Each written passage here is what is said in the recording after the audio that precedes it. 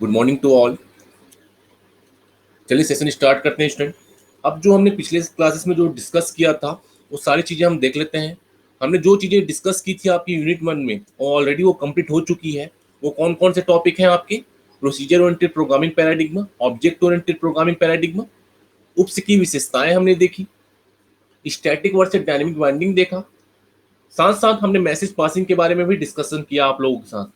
आज जो हम लोग सेशन करेंगे स्टूडेंट, आज जो सेशन होगा आप लोगों का बेसिकली देखा जाए तो टर्बो सी प्लस प्लस के बारे में होगा।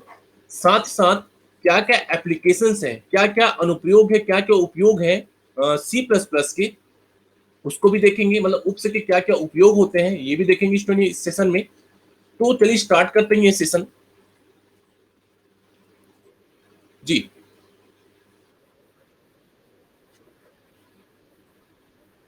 जी दोनों उसके फीचर्स ही हैं और वो किसके अंतर्गत आते हैं? आपके पॉलीमॉर्फिज्म के अंतर्गत। मतलब जो आपकी स्टैटिक बाइंडिंग है, बहुत ध्यान सुनेगा, जो पॉलीमॉर्फिज्म मैंने बात कही स्टूडेंट, जो पॉलीमॉर्फिज्म के अंतर ये दोनों आते हैं। मतलब पॉलीमॉर्फिज्म में आप दोनों को पढ़ेंगे, स्टैटिक बाइंडिंग को भी और डायनेमिक बाइंडिंग को भी। क्लियर?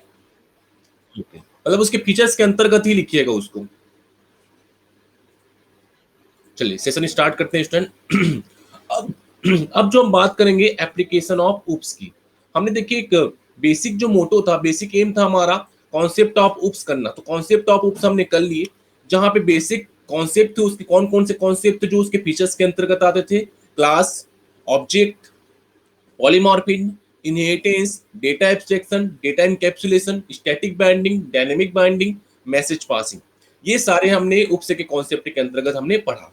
अब बात आती है कि जो उप्स हमने पढ़ा कि भाई उप्स होता क्या है, सी प्लस प्लस को क्यों प्रिफर किया गया है, उसके पीछे है उसका एप्लीकेशन की क्या क्या उसके अनुप्रयोग है।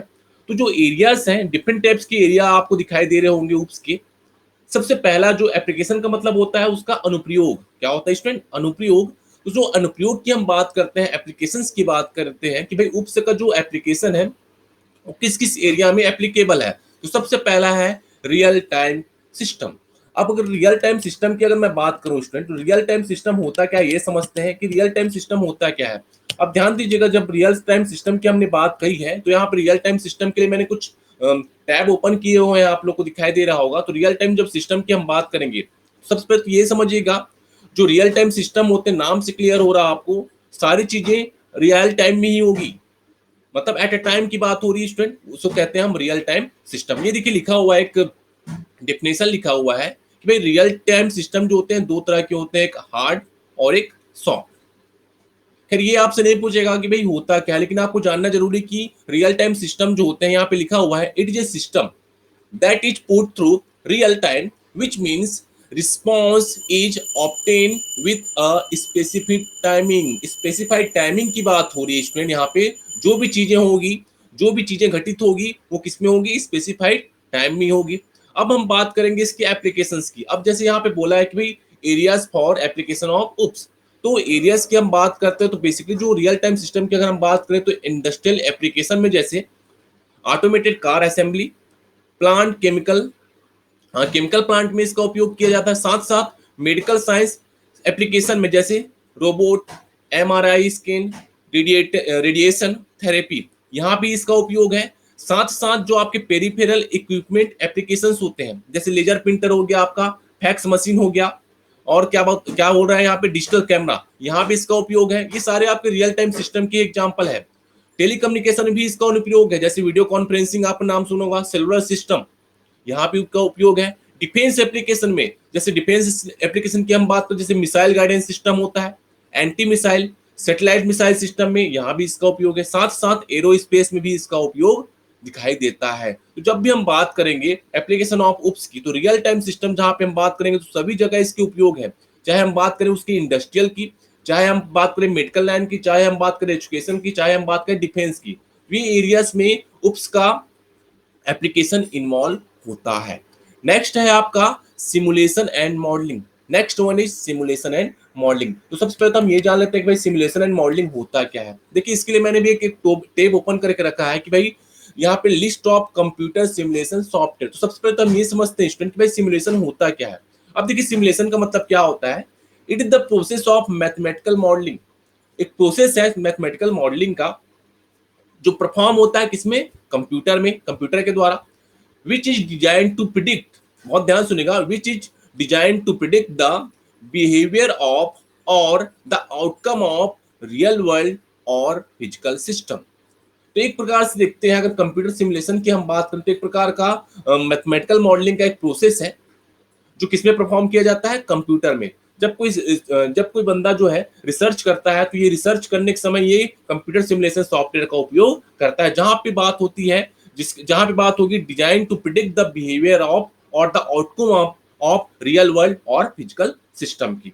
ठीक है स्टूडेंट, तो यहाँ पे बात होगी सिमुलेशन सॉफ्टवेयर, मतलब आप कंप्यूटर सिमुलेशन मतलब हो गया यहाँ पे एक प्रकार का रियल वर्ल्ड, मतलब आउटकम की बात हो रही है, रियल वर्ल्ड के आउटकम की बात हो रही है, और उसके फिजिकल सिस्टम के आउटकम की बात होगी, मतलब उसके परिणाम की बात होगी। अब तो ये तो बात हुई कंप्यूटर सिमुलेशन की। अब हम बात करते हैं इसके सॉफ्टवेयर। सॉफ्टवेयर तो आपको पता है भाई, सॉफ्टवेयर क्या होता है, कलेक्शन ऑफ इंस्ट्रक्शन और डेटा, जो कंप्यूटर से कहता है भाई क्या करना है। ठीक है तो अब जो बात होती है कंप्यूटर सिमुलेशन सॉफ्टवेयर की, बहुत सारी लिस्टिंग हमने दी है, कुछ याद रखिएगा आप लोग, जैसे एडवांस सिमुलेशन लाइब्रेरी, ये देखिए एडवांस सिमुलेशन लाइब्रेरी, ये देखिए एक प्रकार का ओपन सोर्स सॉफ्टवेयर है। उसी प्रकार ये देखिए एल्गो डू, एक प्रकार का physical based 2D sandbox freeware है। बस आप नाम याद रखिएगा, ज्यादा नाम याद रखने नहीं, जो भी लिस्टिंग दिया है ये लिस्टिंग 2-3 लिस्टिंग आप याद रख लीजिएगा, किसके अंतर्गत, आपके कंप्यूटर सिमुलेशन सॉफ्टवेयर के अंतर्गत। ये देखिए और बहुत सारे नाम दिए गए हैं, ये देखिए CP2K, ये भी है जो केमिस्ट्री पर्पज के लिए यूज किया जा रहा है। और देखिए क्या क्या नाम दिए हैं यहाँ पे, ये देखिए फ्री फेम प्लस, एक प्रकार का प्रोग्रामिंग लैंग्वेज है and software focused on solving partial differential equation using the finite element method. ठीक है, तो ये जितने भी है ये सारे आपके फ्री और ओपन सोर्स का मतलब होता है आप इजीली डाउनलोड कर सकते हैं। तो ये तो बात होगी आपके कंप्यूटर सिमुलेशन की और उसके सॉफ्टवेयर की। ठीक है स्टूडेंट, चलिए आगे देखते हैं। अब जो नेक्स्ट है ये देखिए, ये तो बात होगी सिमुलेशन और उसकी मॉडलिंग की। नेक्स्ट जो है आपका ऑब्जेक्ट ओरिएंटेड डेटाबेस, जो नेक्स्ट एरिया है उप्स का, वो है ऑब्जेक्ट ओरिएंटेड डेटाबेस में। तो ऑब्जेक्ट ओरिएंटेड डेटाबेस की अगर हम जब भी बात करेंगे स्टूडेंट यहाँ पे, तो ध्यान दीजिएगा, जब भी ऑब्जेक्ट ओरिएंटेड डेटाबेस की बात आएगी तो आप उसका कॉन्सेप्ट याद रखेंगे ऑब्जेक्ट ओरिएंटेड मॉडल का।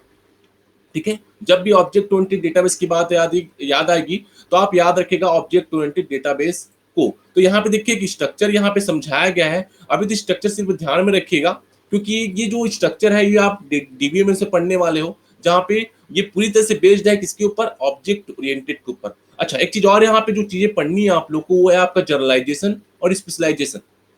जनरलाइजेशन और स्पेशलाइजेशन एक प्रकार का एडवांस ईआर मॉडलिंग टेक्निक होता है, एडवांस्ड ईआर मॉडलिंग टेक्निक होता है जो ऑब्जेक्ट ओरिएंटेड डेटाबेस में यूज किया जाता है। तो ये जो कॉन्सेप्ट है ये भी आपके उप्स के एप्लीकेशन के अंतर्गत आते हैं स्टूडेंट। नेक्स्ट जो कॉन्सेप्ट है आपका हाइपर टेक्स्ट, हाइपर मीडिया और एक्सपर्ट टेक्स्ट। अब ये जो चौथा लाइन जो लिखा हुआ है, चौथा स्टेटमेंट जो एरिया लिखा हुआ है, हाइपर टेक्स्ट, हाइपर मीडिया और एक्सपर्ट टेक्स्ट, यहाँ भी इसका उपयोग है। जब हम HTML का कॉन्सेप्ट यूज करते हैं, हाइपर टेक्स्ट मार्कअप लैंग्वेज का कॉन्सेप्ट यूज करते हैं, तब इसका उपयोग होता है इसका एप्लीकेशन ऑफ उप्स का, यहाँ भी इंपॉर्टेंट है। नेक्स्ट जो कॉन्सेप्ट है AI और एक्सपर्ट सिस्टम। अब AI और एक्सपर्ट सिस्टम से आप भलीभांति परिचित होंगे स्टूडेंट, AI और एक्सपर्ट सिस्टम से आप भलीभांति परिचित होंगे, इसलिए परिचित होंगे जो आपका आर्टिफिशियल इंटेलिजेंस की बात करते हैं। ठीक है, आर्टिफिशियल इंटेलिजेंस की बात होती है, जहां पे कॉन्सेप्ट आता है रोबोटिक्स का, नाम सुना होगा रोबोटिक्स का। जैसे आपका गूगल असिस्टेंट, जैसे आप कुछ भी वॉइस सर्च करते हो, वॉइस के द्वारा जो सर्च करते हो वो क्या होता है, आपका एक प्रकार का AI ही है, वो आर्टिफिशियल इंटेलिजेंस ही है।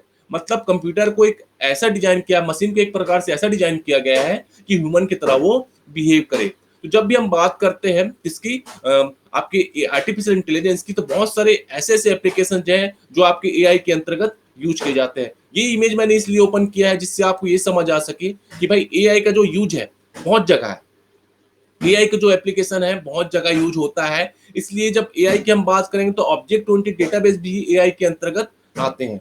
जहां पे हम बात करेंगे ह्यूमन एक्सपर्ट की, जहां पे बात होगी नॉलेज इंजीनियर की, मतलब पूरी तरह से एक बेस है वहां पे, नॉलेज बेस का एक बेस बना हुआ है नॉलेज का, तो वही कहलाता है आपका, क्या कहलाता है, AI एंड एक्सपर्ट सिस्टम। यहाँ पे जो मैंने इमेज शेयर किया है आप लोग को, ये देखिए, इस इमेज फाइल में देखिएगा एआई की डिफरेंट टाइप्स के एप्लीकेशन को आपको समझाया गया है, जैसे मार्केटिंग में, वायरस डिटेक्शन में, लोन एनालिसिस में, हॉस्पिटल एंड मेडिकल फैसिलिटीज में, साथ साथ प्लांट लेआउट में, क्रेडिट गारंटिंग में, मार्केटिंग में, वेयर हाउस ऑप्टिमाइजेशन में। ठीक है, तो ये सारे एप्लीकेशन है। जैसे मैंने बताया एआई का, जैसे आपने आईफोन का नाम सुना होगा, आईफोन में एक फीचर होता है सीरी नाम का, वहां पे आप कुछ भी चीजें उससे बोलोगे तो वो करके दिखाता है। तो वो पूरी तरह से बेस्ड है किसके ऊपर? एआई के ऊपर। ठीक है, वो किसके ऊपर बेस्ड है स्टूडेंट? एआई के ऊपर। उसी प्रकार हम जब बात करते हैं एक्सपर्ट सिस्टम की, तो एक्सपर्ट सिस्टम भी आपके उप्स के अंतर्गत आते हैं। और एक्सपर्ट सिस्टम का जो कॉन्सेप्ट है, जैसे कि यहाँ पे देखिए, एक्सपर्ट सिस्टम को जो एग्जांपल है किसके अंतर्गत आता है आपके, जैसे मेडिकल डायग्नोसिस, किसी पेशेंट का किसी प्रकार का डायग्नोस करना है तो वो किसके द्वारा होगा? एक्सपर्ट सिस्टम के द्वारा। मतलब हमने देखा है एमआरआई सिस्टम, एमआरआई सिस्टम क्या करता है हमारा, अगर हम एक और बात करें एक और सिस्टम का, सीटी स्कैन, सीटी स्कैन क्या करता है? आपके पूरे बॉडी को स्कैन करेगा। तो उसको एक ऐसा डिजाइन किया गया है स्टूडेंट, उस मशीन को ऐसा डिजाइन किया गया है कि वो सारी चीजों को चेक कर सके, मतलब उसे एक्सपर्टाइज किया गया है। ये भी कॉन्सेप्ट किसके अंतर्गत आता है? आपके उप्स के एप्लीकेशन के अंतर्गत आता है। नेक्स्ट जो कॉन्सेप्ट है आपका न्यूरल नेटवर्क और पैरेलल प्रोग्रामिंग का। ठीक है, जो न्यूरल नेटवर्क और पैरेलल प्रोग्रामिंग की हम बात करते हैं, ये भी आपका एप्लीकेशन है। ये भी आपका एप्लीकेशन है किसका? एआई का। जहां पे बात होती है आर्टिफिशियल न्यूरल नेटवर्क की। किसकी बात होती है? आर्टिफिशियल न्यूरल नेटवर्क की। तभी सिर्फ नाम याद रखें, क्योंकि सारे एप्लीकेशन किसके अंतर्गत आ रहे हैं? आपके उप्स की। ठीक है, एरियाज ऑफ एप्लीकेशन ऑफ उप्स। तो उप्स के जो अनुप्रयोग है उसके लिए डिफरेंट डिफरेंट एरियाज बताए गए हैं, और ये सारे एरिया इंपॉर्टेंट है और सारे आपको एग्जाम में लिखने ही होंगे। Decision support system, next one is decision support system. तो डिसीजन सपोर्ट सिस्टम की अगर हम बात करें स्टूडेंट, मैं आपको समझाना चाहूंगा, यहाँ पे मैं एक बार सर्च करके आपको दिखाना चाहूंगा। जो डिसीजन सपोर्ट सिस्टम की हम बात करते हैं, डिसीजन सपोर्ट सिस्टम की अगर हम बात करें, यहाँ पे ध्यान दीजिएगा, जब डिसीजन सपोर्ट सिस्टम की हम बात करते हैं, ये भी एक एप्लीकेशन है जहां पे बात होती है किसी प्रकार के डिसीजंस की। ये देखिए, एक एग्जांपल मैंने ओपन किया है किसी डिसीजन सपोर्ट सिस्टम का, जैसे आपका क्लिनिकल डिसीजन सपोर्ट सिस्टम, जो बेसिकली यूज हो रहा है पेशेंट डेटा के मेडिकल डायग्नोसिस के लिए। एक प्रकार का फाइनेंस सेंटर, जहां पे क्या हेल्प किया जा रहा है कि भाई decision for financial institution to increase their revenue, वो किसके एग्जांपल के अंतर्गत है? आपकी डिसीजन सपोर्ट सिस्टम के। एक होता है आपका कंपेयर नेट, उसका मतलब क्या होता है? जहां पे हेल्प्स यूजर्स कंपेयर टू और मोर डिफरेंट ब्रांड्स, जहां पे यूजर्स को कंपेयर करके दिखाया जाता है दो या दो से अधिक ब्रांड्स को। तो ये किसके अंतर्गत आते हैं? आपके डिसीजन सपोर्ट सिस्टम के अंतर्गत आते हैं। ठीक है, जो अब ये तो बात होगी किसकी? डिसीजन सपोर्ट सिस्टम की। अब एक है आपका ऑफिस ऑटोमेशन सिस्टम। अब जो आपने देखा होगा, एक ऑर्गेनाइजेशन है, एक ऑर्गेनाइजेशन में बहुत सारे सिस्टम जो है एक सिक्वेंशियल मैनर में रखे हुए होते हैं। जैसे आपका कॉलेज का लैब मान लें, एक कॉलेज का हम लैब मान लेते हैं, वो ऑफिस ऑटोमेशन सिस्टम के अंतर्गत आता है। ये देखिए, जैसे आपका कॉन्फ्रेंस एरिया भी आपके ऑफिस ऑटोमेशन सिस्टम के अंतर्गत आता है। ये देखिए, जो एग्जांपल आपको मैंने दिखाया है, जैसे आपका लैब हो गया, ठीक है, जहाँ पे सभी प्रकार की सुविधा है, जहाँ पे एक क्या लगा हुआ? राउटर लगा है। राउटर की मदद से आपके सिस्टम बहुत सारे उसके माध्यम से जुड़े हुए हैं, वाईफाई कनेक्टिविटी है, वहाँ पे एक प्रोजेक्टर भी लगा हुआ है। तो सारी चीजें वहाँ पे इनबिल्ड है। जैसे आपका मैंने कहा लैब, उदाहरण दिया मैंने, जो आपका लैब बना हुआ है कंप्यूटर लैब, वो आपके ऑफिस ऑटोमेशन सिस्टम के अंतर्गत आता है। तो भी वहां पर भी उप्स के जो एप्लीकेशंस है उस एरिया के अंतर्गत आते हैं स्टूडेंट। ठीक है, याद रखिएगा सभी को, क्योंकि बहुत सारी चीजें हैं इस डेफिनेशन में, इस एरियाज में आपको मैं समझा रहा हूं। नेक्स्ट है आपका CIM, कैम और कैट सिस्टम। अब यहाँ पे जो इंपॉर्टेंट है, ये देखिए, कंप्यूटर एडेड मैन्युफैक्चरिंग और ये आपका कंप्यूटर एडेड डिजाइन। ये बेसिकली जो सिविल इंजीनियर होते हैं, बहुत ध्यान सुनिएगा, जो बेसिकली जो सिविल इंजीनियर होते हैं वो इस आर्किटेक्चर का उपयोग करते हैं। ठीक है, ये पूरा कॉन्सेप्ट उनको रीड करने का मौका मिलता है। कंप्यूटर एडेड डिजाइन, जहां पे बात होती है आर्किटेक्चर की। किसकी बात होती है स्टूडेंट? आर्किटेक्चर की। तो जब भी मैं एरियाज की बात करूंगा, एरियाज फॉर एप्लीकेशन ऑफ उप्स की बात करूंगा, तो ये सारे एरियाज, और इससे क्वेश्चन आ चुके हैं स्टूडेंट, तो सारे एरियाज हमें याद रखने हैं। और मैं एक बार आपको फिर से रिपीट कराता हूँ। Real time, simulation and modelling, computer oriented database, माफ कीजिएगा, object oriented database, hyper text, hyper media, expert text, AI and expert system, neural network and parallel programming, decision support system, office automation system, then last one is CAM और CAD system. Clear है? Areas for application of OOPS आप सभी को एक बार confirm कीजिएगा student, बस नाम याद रखेगा और साथ ही साथ जो मैंने चीजें बताई, की पॉइंट बताया, उसको आप याद रखिएगा। क्लियर है? ओके। देखिए, कैम का फुल फॉर्म है कंप्यूटर एडेड मैन्युफैक्चरिंग,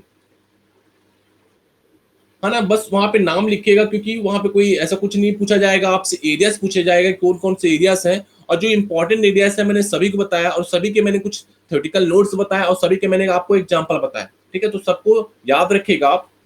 तो जो कैम की बात करें हैं, कैम का जो फुल फॉर्म होता है कंप्यूटर एडेड मैन्युफैक्चरिंग है, जो जो क्या है, एक प्रकार का सॉफ्टवेयर है।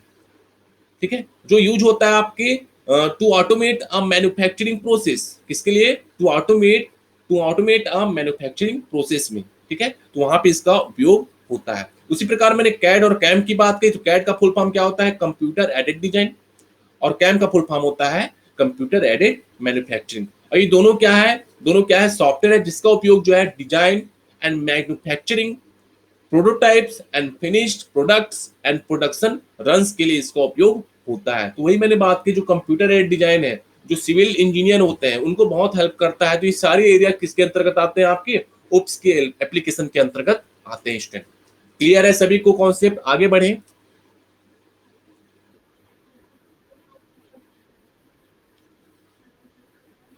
हाँ, एग्जाम्पल जैसे मैंने बताया, इंडस्ट्रियल में है, मेडिकल में है, तो जो मैंने अभी जो आपको, क्योंकि सारी चीजें आपको रिकॉर्ड हो रही है, तो वहां पे चीजें आप जाके देख लीजिएगा, और वो चीजें आप क्लियर कर लीजिएगा। बस थोड़े थोड़े तीन तीन चार चार लाइन आप नोट कर लीजिएगा नोट्स में अपने। ओके। Okay, good. चलिए देख लेते हैं एक बार कितने लोग कनेक्टेड हैं अभी। 36 लोग। ठीक। नेक्स्ट जो है आपका वो है बेनिफिट्स। अब हम बेनिफिट्स की बात करेंगे स्टूडेंट में, क्या क्या बेनिफिट्स होते हैं आपके उप्स के, मतलब लाभ की बात करेंगे स्टूडेंट हम, कि भाई क्या क्या लाभ है। अब लाभ को मैं जल्दी से आपको क्लियर कराता हूँ, जो चीजें यहाँ पे मेंशन है। Promotes and facilitates software reuse. Software reuse का कॉन्सेप्ट है यहाँ पे स्टूडेंट, मतलब सॉफ्टवेयर का रीयूज आप कर सकते हो, मतलब फिर से उपयोग आप कर सकते हो, ये बात बोली जा रही है। नेक्स्ट, यहाँ पे अब जो डिफरेंट टाइप्स के सब पॉइंट दिए हैं, इसको भी ध्यान देते हैं हम। Save development time and cost, इससे क्या होगा? आपका डेवलपमेंट टाइम और कॉस्ट में को सेव किया जा सकता है। Enables easy डिबिगिंग। डिबिगिंग का मतलब क्या होता है स्टूडेंट? आप जो प्रोग्राम को रन करते हो, डिबिगिंग का मतलब ये होता है कि डिबिगिंग आप आसानी से प्रोग्राम को रन और कंपाइल करा सकते हो, उसका मतलब होता है डिबिगिंग। ठीक है, जो डिबिगिंग करके आपको क्या पता चलता है भाई, प्रोग्राम में एरर है कि नहीं। अगर एरर होता है तो हम उसे दूर करने की कोशिश करते हैं, तो आसानी से आप उसे डिबग कर सकते हो। क्लासेस कैन टेस्टेड इंडिपेंडेंटली, जो क्लासेस हम बनाते हैं उप समय, वो इंडिपेंडेंटली स्वतंत्र रूप से टेस्ट किए जाते हैं। Reused object have already been tested, जो पहले से रीयूज ऑब्जेक्ट हैं, जो पुनः उपयोग किए जाने वाले ऑब्जेक्ट हैं, वो ऑलरेडी टेस्टेड किए रहते हैं। तो हमें वो सारी चीजें उस सॉफ्टवेयर के अंतर्गत होती है। ये सारी चीजें जो हमने टर्बो सी प्लस में उपयोग करनी है, ये सारे कॉन्सेप्ट जो हमने टर्बो सी प्लस में उपयोग करने हैं, वो सारा कॉन्सेप्ट पहले से ही टेस्टेड है। और ये सारा जो क्लास है, जो क्लास हम बनाते हैं, वो टेस्टेड है, टेस्टेड हुआ रहता है इंडिपेंडेंटली। साथ साथ हम डिबग करने में हमें आसानी होती है, डिबग करने वाले में बताया आपको भाई, एरर को ढूंढने में हमें आसानी होती है। और इससे क्या होता है, हमारे डेवलपमेंट टाइम और कास्ट को, जो कॉस्ट लगता है उसमें सेव करने की जरूरत है, सुरक्षित है हमारा सारी चीजें। ठीक है, ये सारे चीजें किसके अंतर्गत आते हैं? आपके बेनिफिट्स ऑफ उप्स के अंतर्गत। अगर आपसे एग्जाम में क्वेश्चन पूछेगा एप्लीकेशन ऑफ उप्स, तो आप दोनों चीजों को बताइएगा, एरियाज फॉर एप्लीकेशन ऑफ उप्स और benefits of oops, object oriented programming. Next है फैसिलिटेट्स इंटर ऑपरेटिबिलिटी। अब यहाँ पे इंटर ऑपरेटिबिलिटी के यहाँ पे समझाया गया कि भाई फैसिलिटेट्स मतलब सुविधा की बात हो रही है, और क्या बात हो रही है स्टूडेंट? इंटर ऑपरेटिबिलिटी की बात हो रही है। तो जब इंटर ऑपरेटिबिलिटी की हम बात करते हैं स्टूडेंट, तो बहुत ध्यान सुनेगा, इंटर ऑपरेटिव का मतलब होता है भाई कि दो चीजों के मध्य मध्य संरचनाओं को, विभिन्नताओं को बताना। तो जब हम फैसिलिटेट्स की बात करेंगे, बहुत ध्यान सुनेगा, फैसिलिटेट्स की बात करेंगे यहाँ पे, फैसिलिटेट्स की जब बात होगी यहाँ पे, फैसिलिटेट्स इंटर ऑपरेटिबिलिटी।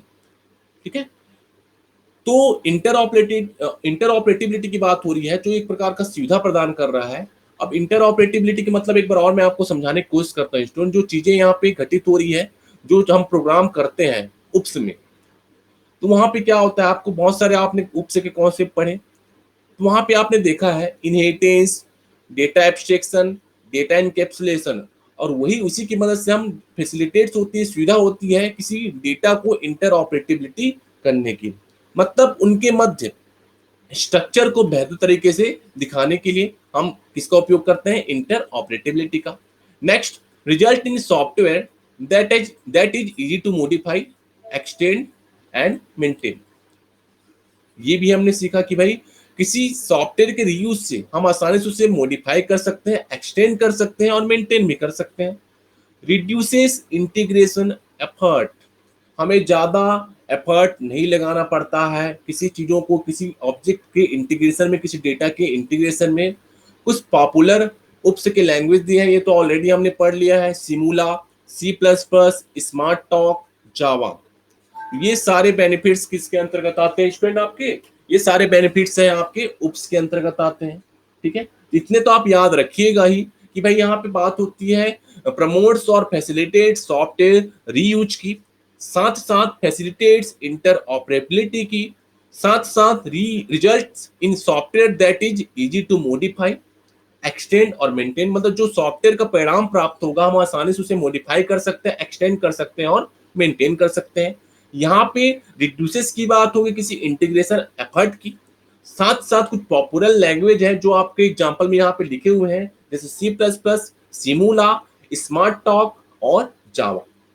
तो ये सारी चीजें आप याद रखिएगा और यहाँ पे जो कॉन्सेप्ट है उसको आप क्लियर रखिएगा। तो यहाँ पे जो बेनिफिट्स है आप सभी को क्लियर एक बार कंफर्म कीजिएगा।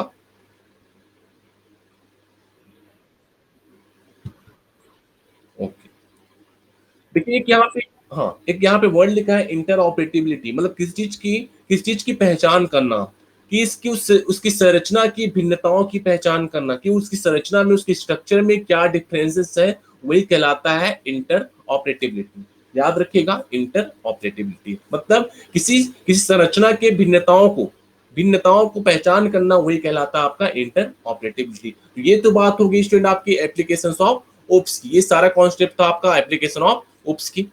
चलिए आगे बढ़ते हैं, नेक्स्ट लाइन में आते हैं।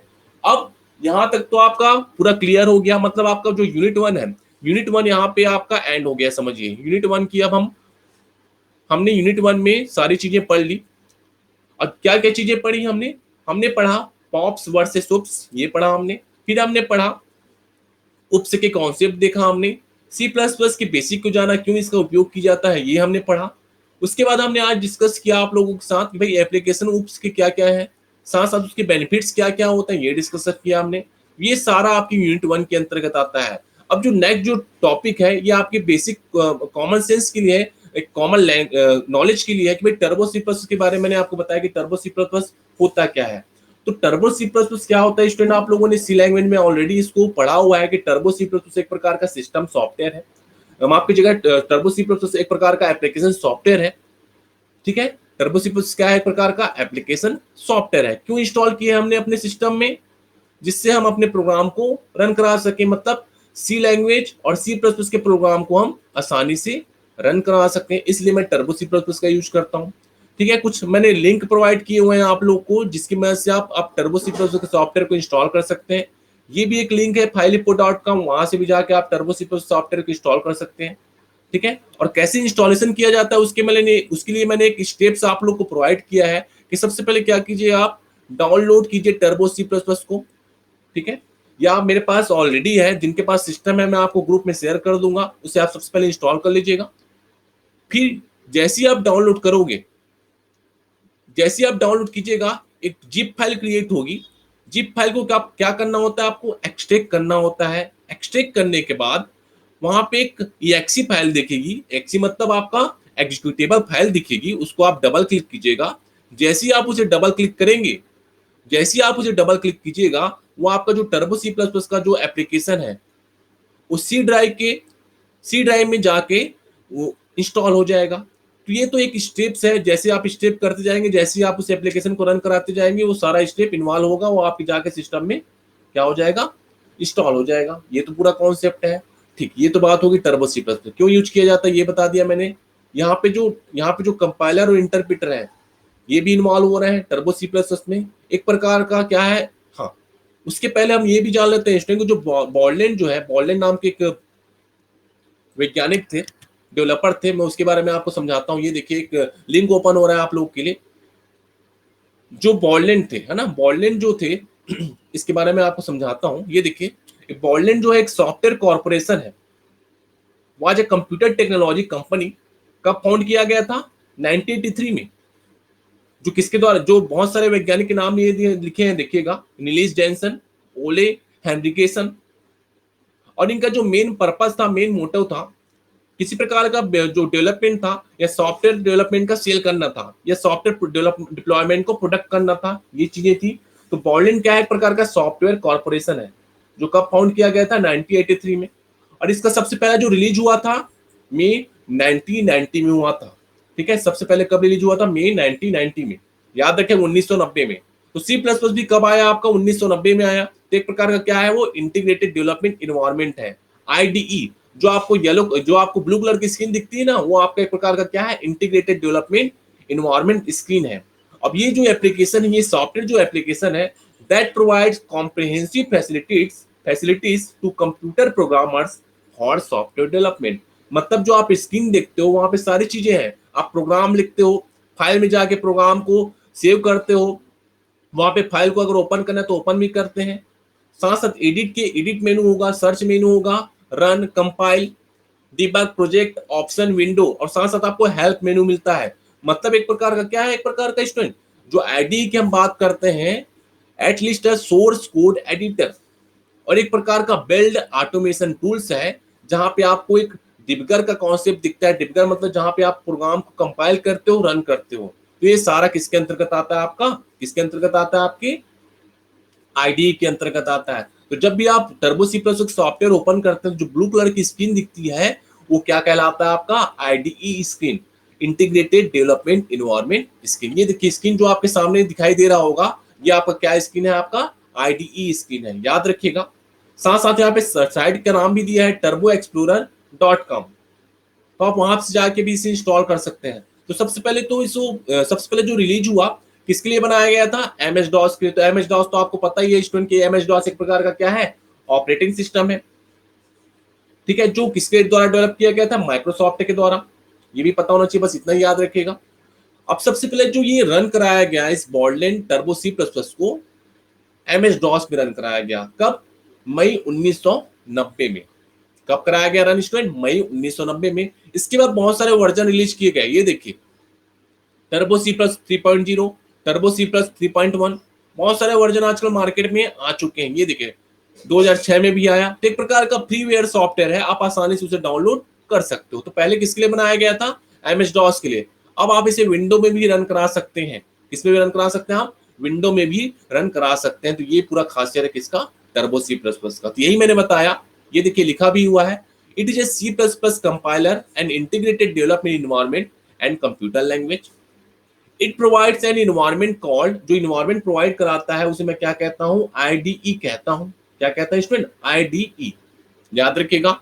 The editor is used to create the source file and compile it and link it and then execute it. मतलब आपको एक प्रकार से क्या प्रोवाइड करा रहा है? एक प्रकार से एडिटर प्रोवाइड करा है, जहां पे आप प्रोग्राम को लिखते हो और साथ साथ आपको प्रोग्राम को सेव करने में हेल्प कर रहा है, साथ साथ आपके प्रोग्राम को कंपाइल करने में हेल्प कर रहा है, साथ साथ उसको एग्जीक्यूट करने में भी हेल्प कर रहा है। साथ साथ क्या भी चीजें होती है यहाँ पे, .exe फाइल भी क्रिएट करता है आपके बिन फोल्डर में। ठीक है, अगर मैं आपको दिखाना चाहूँ स्टूडेंट, यहाँ पे एक मिनट वेट कीजिएगा, मैं आपको अगर दिखाना चाहूँ अपने सिस्टम में, तो सिस्टम की अगर हम बात करें तो देखिए मैं सी ड्राइव में गया तो आपको दिखाई दे रहा होगा टर्बो सी प्लस प्लस, ये दिखाई दे रहा होगा। अब टर्बो सी प्लस प्लस में आप देखिएगा एक डिस्क नाम का फोल्डर बना है। डिस्क के अंदर एक टर्बो C3 की फाइल बनी है और यहाँ पे एक बिन फोल्डर बना है। अब बिन फोल्डर के अंदर आपको दो तरह की फाइल आपको नजर आएगी। दो तरह की फाइल आपको नजर आएगी, एक बैकअप फाइल नजर आएगी जिसे मैं .bak से सेव है आपका, और एक है आपका .cpp। तो हमेशा याद रखिएगा जब भी आप प्रोग्राम एग्जीक्यूट कराते हैं स्टूडेंट, जहां भी आपका प्रोग्राम सेव है, ठीक है, वो प्रोग्राम में वो ड्राइव में जाके वो सेव हो जाएगा, साथ साथ उसकी बैकअप फाइल भी क्रिएट हो जाती है। तो याद रखिएगा कि जब भी हम प्रोग्राम रन कराते हैं तो उसकी बैकअप फाइल भी क्रिएट होती है जिसका एक्सटेंशन क्या होता है, डॉट बी ए के, बैकअप डॉट बी ए के, आप सभी याद रखिएगा। ठीक है स्टूडेंट, यहां तक क्लियर है सभी को? सिनेरियो एक बार कंफर्म कीजिएगा, सभी को क्लियर है स्टूडेंट? एक बार कंफर्म करेंगे।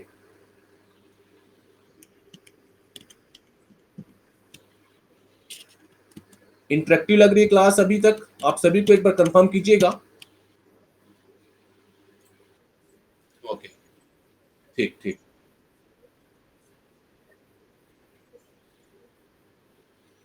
जी, क्या दिखाया मैंने, कहां पे लिखा है? डॉट,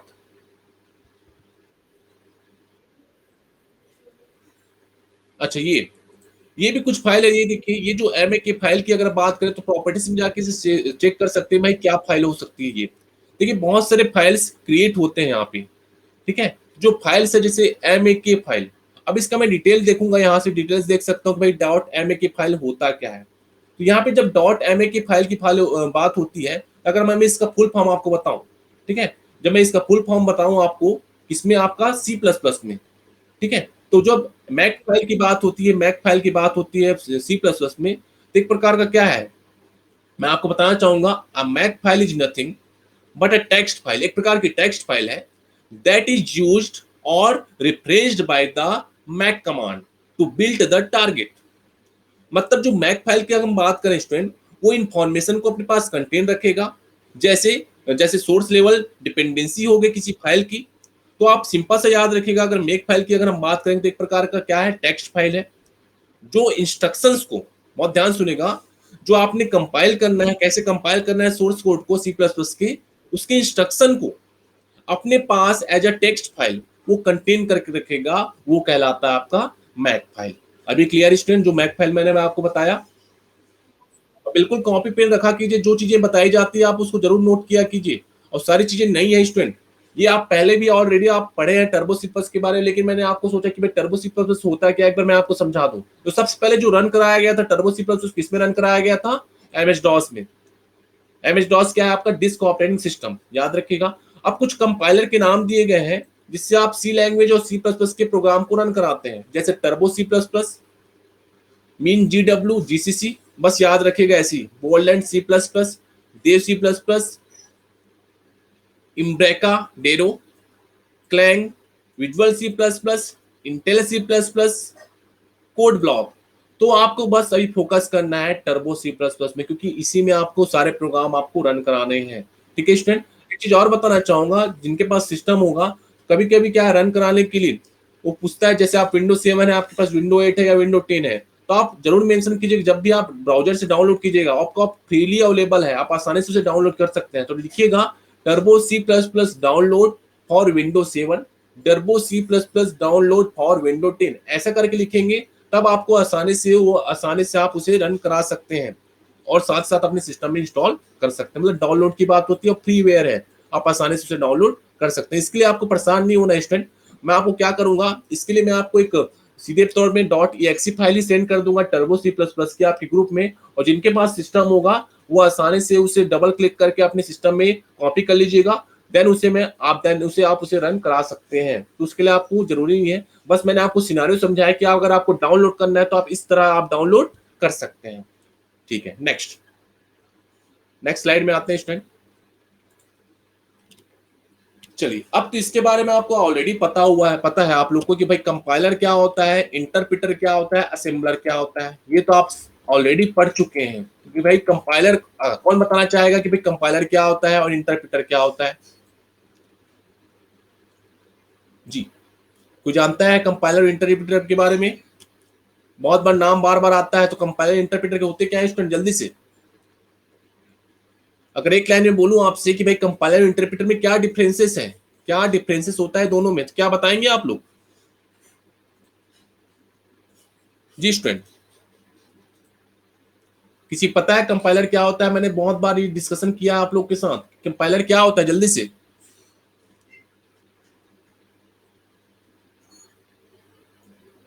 जी स्टूडेंट, कंपाइलर क्या है, पता है आप लोगों को?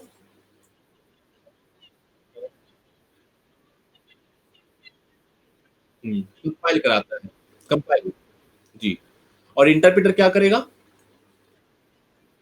बस यही एक डिफरेंस होता है स्टूडेंट, कि जब हम बात करते हैं लिखा हुआ, अब ये अब लिखा हुआ है उसे देख के ही बोल सकते हैं स्टूडेंट, सिंपल सी बात है भाई, जो कंपाइलर जो ट्रांसलेट करता है पूरे सोर्स प्रोग्राम को एक सिंगल रन में, एक सिंगल कंपाइल में, जिसके बाद आपको क्या मिलता है, उसमें एरर्स मिलते हैं, आप एरर्स को दूर करते हो, यही तो मिलता है ना आपको कंपाइलर में। और कंपाइलर की जो शॉर्टकट की होता है वो भी हमने डिस्कस किया है, कंट्रोल प्लस F9 वो शॉर्टकट की है। इंटरप्रेटर की बात करें तो अपने सोर्स प्रोग्राम को लाइन बाय लाइन कराता है, तो स्वाभाविक सी बात है जब पूरे प्रोग्राम को एक साथ कंपाइल करेगा तो वहां पे समय कम लगेगा, और ये as compare to interpreter faster होगा। और इंटरप्रेटर क्या है, लेस एफिशिएंट है, स्लोअर है। अब ये जो लैंग्वेज है कंपाइलर का जो उपयोग है कौन कौन से लैंग्वेज किया जाता है, सी प्लस प्लस में। और जो इंटरप्रेटर है, इंटरप्रेटर का जो उपयोग है जावा हो गया, पाइथन हो गया, पर्ल, उसमें उपयोग किया जाता है। ठीक है, अब चलिए, अब मैं कुछ ट्रांसलेटर है उसके बारे में डिस्कशन करूंगा। ये जो मैंने बताया आपको, कंपाइलर और इंटरप्रेटर एक प्रकार के क्या है, ट्रांसलेटर है स्टूडेंट। क्या होते हैं, ट्रांसलेटर है, जो आप किस में यूज किए जाते हैं, हाई लेवल लैंग्वेज में। आपने पढ़ा है जो लैंग्वेज होते हैं 3 तरह के होते हैं, एक लो लेवल लैंग्वेज, ठीक है, एक होता है आपका मिडिल लेवल लैंग्वेज, और एक होता है आपका हाई लेवल लैंग्वेज। जब मैं लो लेवल लैंग्वेज की बात करूंगा स्टूडेंट, तो वहां पे 2 चीजें होती है, एक मशीन लेवल लैंग्वेज और एक असेंबली लेवल लैंग्वेज। ठीक है, याद रखिएगा, मशीन लेवल लैंग्वेज मतलब जहां पे बात होती है 0 1 की, तो वहां पे किसी प्रकार का ट्रांसलेटर नहीं था। जब मैं असेंबली लेवल लैंग्वेज की बात करूंगा तो वहां पे आ चुका था असेंबलर। क्या नाम था, असेंबलर, जहां पे बात होती है निमोनिक कोड्स की। अब निमोनिक कोड्स मतलब जैसे मुझे सब्ट्रैक्शन करना है तो उसके लिए मैं बी यूज करता था, एडिशन करना है तो मैं ADD यूज करता था। ये असेंबली लैंग्वेज के अंतर्गत आता है। उसी प्रकार अगर हम बात करें मिडिल लेवल लैंग्वेज की, तो मिडिल लेवल लैंग्वेज जो होता है लो लेवल लैंग्वेज और हाई लेवल लैंग्वेज के मध्य कार्य करता है। जैसे आपका सी लैंग्वेज, वो भी आपका मिडिल लेवल लैंग्वेज के अंतर्गत आता है। The last one is high level language, जो ह्यूमन को अंडरस्टैंडेबल हो, वो आपका हाई लेवल लैंग्वेज कहलाता है स्टूडेंट।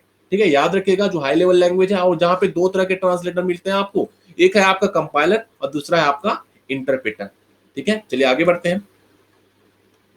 अब वन बाय वन हम इसे डिस्कस करते हैं। डिस्कशन करना इसलिए इंपॉर्टेंट स्टूडेंट, क्योंकि जब हम सी प्लस पढ़ते हैं या सी लैंग्वेज पढ़ते हैं तो हमें ये जरूरी हो जाता है कि हम इसके बारे में जानें। सबसे पहला है असेंबलर, तो चलिए इसको जल्दी जल्दी से डिस्कस करते हैं।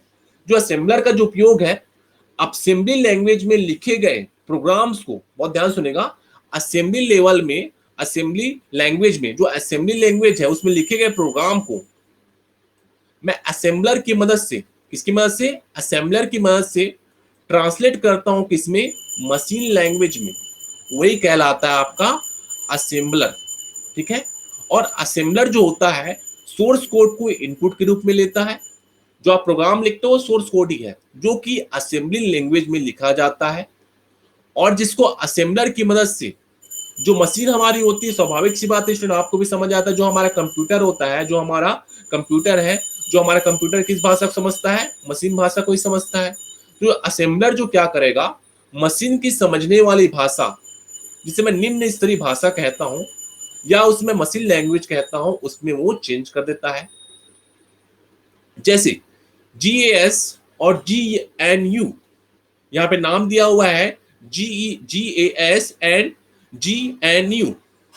ठीक है, इसका फुल फॉर्म आपको पता होना चाहिए स्टूडेंट की। जो फुल फॉर्म की अगर हम बात करें, GNU असेंबलर जो होते हैं, ठीक है, एक प्रकार का क्रॉस प्लेटफॉर्म सॉफ्टवेयर है। क्या है आपका, क्रॉस प्लेटफॉर्म सॉफ्टवेयर। ठीक है, जिसे मैं कॉमनली जो कहते हैं हम इसे GNU को हम क्या कहते हैं, सिंपली जो इसका नाम है, इसको नाम को याद रखिएगा, इसका जो नाम है, वेट कीजिएगा जी, एक प्रकार का नाम ही ऐसा दिया गया है, इसको ऐसी याद रखेंगे कि भाई एक प्रकार का असेंबलर है। क्या है, एक प्रकार का असेंबलर होता है। ठीक है, क्या है, एक प्रकार का असेंबलर है, जिसे मैं GNU को मैं GAS, और साथ साथ इसका एक प्रकार का एग्जीक्यूटेबल नेम भी है, जो GNU प्रोजेक्ट को एग्जीक्यूट करने में मदद करता है। और बेसिकली जो ये यूज किए जाते हैं, अब GNU को जो नाम लिखा है यहाँ पे, एक प्रकार का GNU जो है, it is use to assemble the GNU operating system and the Linux kernel and various other software.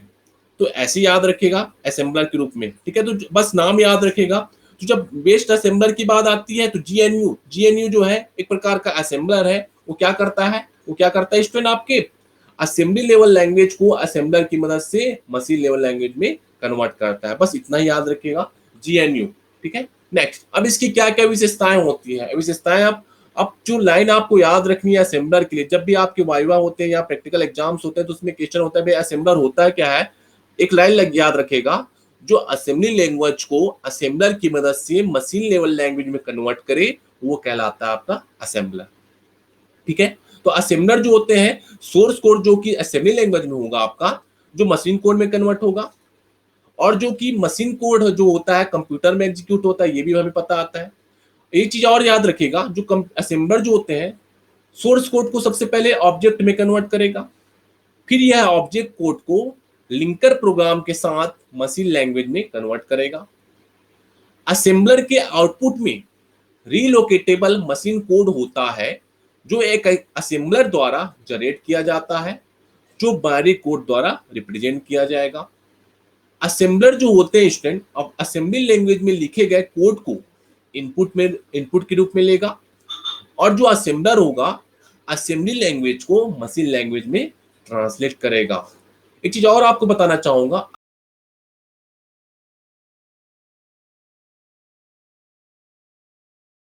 Compiler की तुलना में कम इंटेलिजेंट है। असेंबलर दिए गए इनपुट के दो फेज बनाता है, फर्स्ट फेज और सेकेंड फेज, मतलब दो फेज में चार चीजों को इनपुट लेगा, तो दो फेज इन्वॉल्व है। और साथ साथ असेंबलर में जो है डिबगिंग करना मुश्किल होता है, मतलब डिबगिंग करना मतलब वहां पे एरर्स को फाइंड करना बहुत मुश्किल होता है। तो ये तो बात होगी आपकी असेंबलर की। नेक्स्ट हम बात करेंगे स्टूडेंट कंपाइलर की। तो जो इंपॉर्टेंट थिंग है यहाँ पे मैं आपको बताना चाहूंगा कंपाइलर की। तो कंपाइलर क्या है, एक प्रकार का ट्रांसलेटर है, ये हमने जान लिया। अब यहाँ पे तीनों ट्रांसलेटर के बारे में बता रहा हूँ स्टूडेंट, असेंबलर, कंपाइलर और इंटरप्रेटर। तो कंपाइलर क्या है, एक प्रकार का, यहाँ पे हाँ ये देखिए, हाँ जो कंपाइलर की हमने बात कही थी असेंबलर तक हो चुका था। कंपाइलर मतलब होता है आपका, कंपाइलर क्या है, एक प्रकार का लैंग्वेज ट्रांसलेटर सॉफ्टवेयर होता है स्टूडेंट, जो आपके हाई लेवल लैंग्वेज जैसे C++, C#, जावा आदि में लिखे गए प्रोग्राम को पढ़ता है और उसे मशीन कोड या निम्न लेवल लैंग्वेज मतलब लो लेवल लैंग्वेज में कन्वर्ट कर देता है। ये आसान शब्दों में कहे स्टूडेंट, जो कंपाइलर एक ऐसा सॉफ्टवेयर है जो हाई लेवल लैंग्वेज में लिखे गए प्रोग्राम को, जिसे हम सोर्स कोड कहते हैं, को मशीन कोड या कंप्यूटर समझने वाली भाषा में कन्वर्ट करता है, जिसे मैं लो लेवल लैंग्वेज कहता हूँ। हम एक चीज और याद रखेंगे, जो कंपाइलर की जब भी हम बात करेंगे, सोर्स कोड को मशीन कोड में तब कन्वर्ट करता है जब सोर्स कोड में किसी प्रकार का एरर हो, एरर एरर ना हो तभी वो कन्वर्ट करेगा, और जब कोई एरर आ जाता है तब उसे कन्वर्ट नहीं करेगा। और कंपाइलर जो होगा असेंबलर की तुलना में कहीं ज्यादा इंटेलिजेंट की बात होती है। इंटेलिजेंट मतलब होता है जहाँ पे उसकी लिमिट्स की बात होगी, उसकी वार्निंग मैसेजेस की बात होगी, उसकी रेंजेस की बात होगी, उसकी एरर्स की बात होगी। आपने देखा होगा जब आप प्रोग्राम को कंपाइल कराते हैं तो वहां पे आपने देखा होगा एक पूरी लिस्टिंग आती है, भाई क्या क्या आपने रन कराया, कितने नंबर्स ऑफ लाइन से आपने प्रोग्राम में रन कराया, तो ये सारी चीजें हमने देखी वहां पे। ओके, ठीक। अब देखिएगा, अब जब कंपाइलर की अगर हम बात करते हैं, कंपाइलर जब रन होता है तब यह मेमोरी का बड़ा हिस्सा उपयोग करता है, और कंपाइलर काफी स्लो काम करता है क्योंकि पहले पूरे प्रोग्राम को क्या करता है, चेक करता है, और अगर कोई एरर ना हो तभी उसे मशीन लैंग्वेज में ट्रांसलेट करेगा। तो कुछ यहाँ पे नाम दिए गए हैं जहाँ पे कंपाइलर का उपयोग किया जाता है, C++ और जावा कंपाइलर। ये जो इसकी करेक्टरिस्टिक्स हैं, की फीचर्स यहाँ पे लिखे हुए हैं कि जो कंपाइलर जो होता है हाई लेवल लैंग्वेज में लिखे गए प्रोग्राम को मशीन लैंग्वेज में कन्वर्ट करेगा, फिर वो जाकर आपके प्रोग्राम को कंप्यूटर में रन होता है। उसी प्रकार कंपाइलर जो होता है प्रोग्राम को मशीन कोड में ट्रांसलेट करने से पहले पूरे प्रोग्राम को क्या करता है, स्कैनिंग करता है। क्या करता है स्टूडेंट, स्कैन करता है। ये भी याद रखना है आप लोग को। पूरे सोर्स कोड को एज ए इनपुट के रूप में लेगा। अब कंपाइलर केस में ऑब्जेक्ट कोड जनरेट होता है जो ह्यूमन रीडेबल फॉर्म में होता है, जो ह्यूमन पढ़ सकता है। एज कंपेयर टू इंटरप्रीटर काफी कम समय लेगा क्योंकि पूरे प्रोग्राम को एक साथ कंपाइल कर रहा है। ये कुछ एग्जांपल दिए गए हैं जहां पे इस कंपाइलर का उपयोग किया जाता है। Compiler as compare to interpreter काफी ज्यादा मेमोरी लेता है, ये भी याद रखना है। अगर प्रोग्राम में कोई मॉडिफिकेशन होता है तो पूरे प्रोग्राम को फिर से कंपाइल करना पड़ता है। यहाँ पे इंटरप्रेटर की तुलना में काफी फास्ट है कौन, आपका कंपाइलर। यहाँ पे बार बार किसी चीज को कंपाइल करने की जरूरत नहीं पड़ती। जब भी कोई प्रोग्राम में एरर होता है तो कंपाइलर जो होगा प्रोग्राम को कंपाइल करने के बाद एरर की लिस्टिंग प्रदान करता है। कंपाइलर जो होगा स्टूडेंट, यहाँ पे कंपाइलर प्रोग्राम में पाए गए एरर को दूर करने के बाद ही आपको मशीन कोड में कन्वर्ट करेगा। यहाँ पे जो डिबगिंग होती है थोड़ी स्लो होती है। क्यों स्लो होती है? क्योंकि ये पूरे प्रोग्राम को एक साथ कंपाइल करता है, फिर उसमें कोई एरर्स है वार्निंग मैसेज उसे डिस्प्ले करता है। डिबगिंग करना मतलब डिबगिंग करने के बाद हमें प्रोग्राम से एरर्स पता चलते हैं, वो कहलाता है आपका डिबगिंग। तो ये तो बात होगी आपके ट्रांसलेटर और असेंबलर की। आगे देखते हैं। नेक्स्ट जो लास्ट है, आपको जो ट्रांसलेटर पढ़ना है। जी जी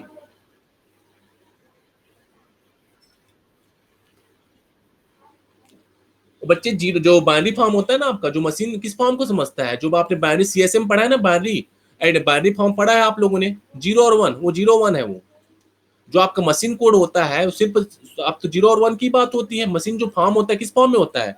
या तो 0 होता है या तो 1 होता है। जो बाइनरी फॉर्म दो ही होते हैं, या तो 0 होता है या 1 होता है। वो कॉम्प्लीमेंट नहीं है, 0s है और 0 1 है, 1s है।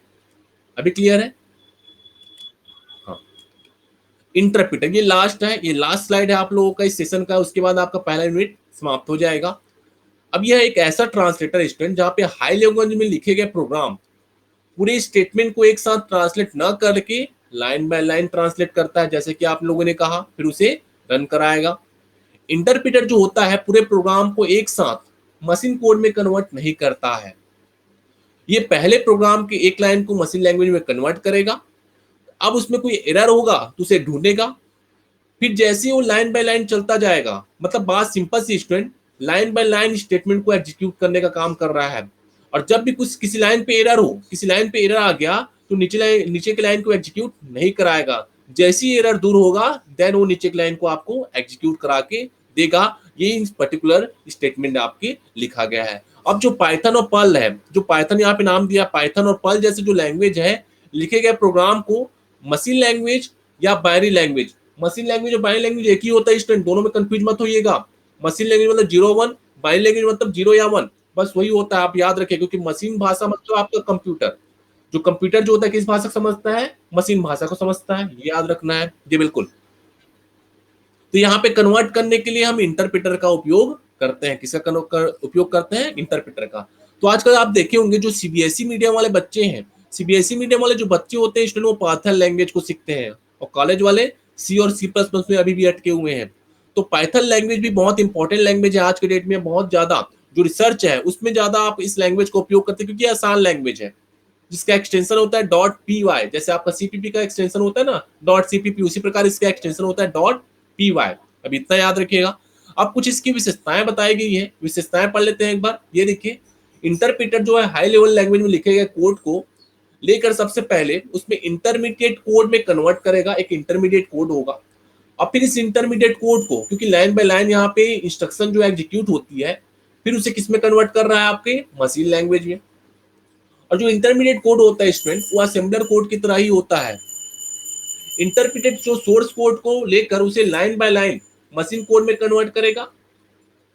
थर्ड स्टेटमेंट है, एक सिंगल इंस्ट्रक्शन को इनपुट के रूप में लेता है, जबकि कंपाइलर क्या करता है? पूरे इंस्ट्रक्शन को एज ए इनपुट के रूप में लेगा, देन उसे मशीन कोड में कन्वर्ट करेगा। यहाँ पे किसी प्रकार का ऑब्जेक्ट कोड जनरेट नहीं होता है। इंटरप्रेटर जो होता है एग्जीक्यूशन के लिए कंपाइलर की तुलना में ज्यादा टाइम लेगा। स्वाभाविक सी बात है भाई, यहाँ पे लाइन बाय लाइन एग्जीक्यूशन हो रहा है, इसलिए वो ज्यादा समय ले रहा है।